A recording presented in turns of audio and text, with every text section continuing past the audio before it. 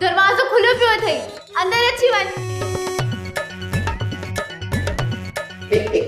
अची वियुमि।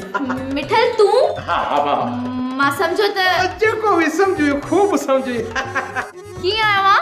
दरअसल ॻाल्हि इहा आहे त हवाली दोस्त आहे पंहिंजो, उन जे लाइ तोसां ॻाल्हाइण आयोसि, पर तोखे ॾिसी दिलि ई नथी चए त हुन जे लाइ ॻाल्हायां। उन जे लाइ ॻाल्हाइजा बि न, उहो मुंहिंजी जान ई नथो छॾे, कारो कुनो किथां जो।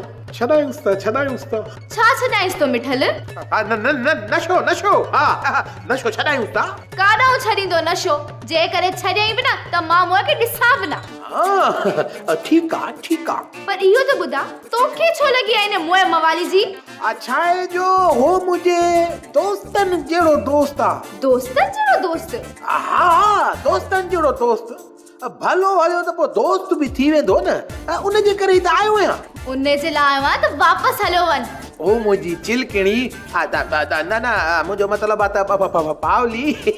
छा आहे जो मां तोखे ॾिसां थो न त तूं मूंखे चिलकणीअ वांगुरु थी लॻे, चिलकणीअ वांगुरु ई ख़ूबसूरत, ओॾी प्यारी। हा पोइ ठीकु आहे, अगरि मवाली जी सिफारिश करण लाइ आयो आहे न त जंहिं दरवाज़े सां आयो आहे उन ई दरवाज़े सां वापसि हलियो वञ। छो पावली, अवेल सवेल भॼण जे लाइ ॿियो दर कोन्हे छा? हा आहे, पर उतां टोनी ईंदो आहे। वरी बि सोचजांइ, मवालीअ वटि मिल्कियत बि घणी आहे बि दिलि जो मरीज़, हली बि तकिड़ो पवंदो। मिठल, चइबो त तूं हुनजी सिफारिश करण खां न मुड़ंदे? छा कयां, जे हुनजी सिफारिश नथो कयां त पाण थो मरां।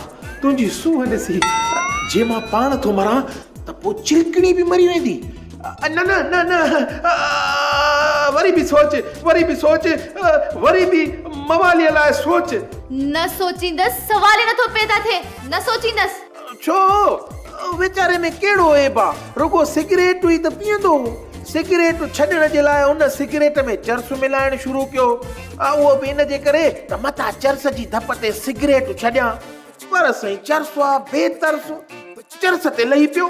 पोइ बि उन चर्सी जे लाइ हा तो फाटे। चर्स छॾण जे लाइ त वरी उन भंग पीअण शुरू कई, न त भंग छो पीए आ। बसि हाणे भंग छॾण जे लाइ हू ज़ोराबाई जे कोठे ते वेंदो, अञा वियो कोन आहे, वेंदो।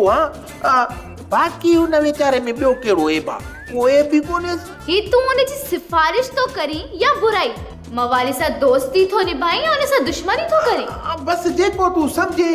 आयो त उन जे लाइ ई आहियां न त इन ड्रामे में तुंहिंजे घर में अचण जे लाइ का सिचुएशन ठहे ई कोन पई। ठीकु आहे, पोइ उन जे लाइ ॻाल्हाइण पियो अचिजांइ, पर ॿुध, जॾहिं बि अची न किलो खान खीर, अधु किलो पती वठंदो अचिजांइ। हल भला ठीकु आहे, वरी पोइ सोचां थो के ॿी किस्त में तुंहिंजे घर अचण जे लाइ। ठीकु आहे, पर कम यादि कजांइ। हा ठीकु आहे, हलो। सोप सीरियल मशकरनि जो ॻोठ सीज़न 2 जा तमामु एपिसोड्स ॾिसो हाणे HD क्वालिटीअ में। विज़िट करियो असांजो YouTube channel Sindh TV HD drama.